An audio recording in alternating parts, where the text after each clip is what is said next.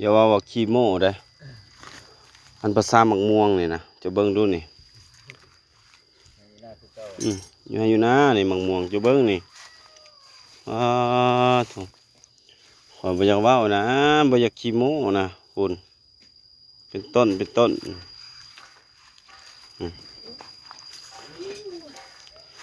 อยู่เที่ยงในเที่ยงนาคือเก่านี่น้องสานี่บ่มีเงินก็มาอยู่แบบนี้สบายหาแกงหน่อไม้นี่มานี่หน่อไม้แกงนี่อันนี้ก็สินงัวนี่พากันซอยจุบ่หมดแล้วก็แกงหน่อไม้นี่ตัวหน่อไม้เพิ่นก็เฮ็ดยาวแท้เฮ้ยคุณปอซีน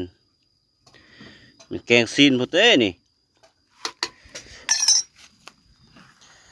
อยู่นะพอครัวก็จ้างมาแต่เวียงจันทน์ยังบ่เมื่ออยู่จักซำใดแล้วติดใจแห้งนะพี่ติดใจแล้วอยากอยู่เลยว่าซั่นโอ้สิเอาเมียให้เด้อมันแล้วนะพอได้โสดติดต่อมาเด้อเบิ่งหน้าเบิ่งตากันติ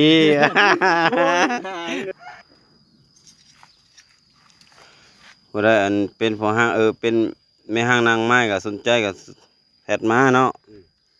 สนใจติลูก5ก็ได้ติฮะก็แต่นิสัยดีลูก5ก็ได้เห็นบ่ก็แต่นิสัยดีเก็บเงินเก็บคำได้ละมาโลดนี่ว้าเป็นบ่เจี๊ย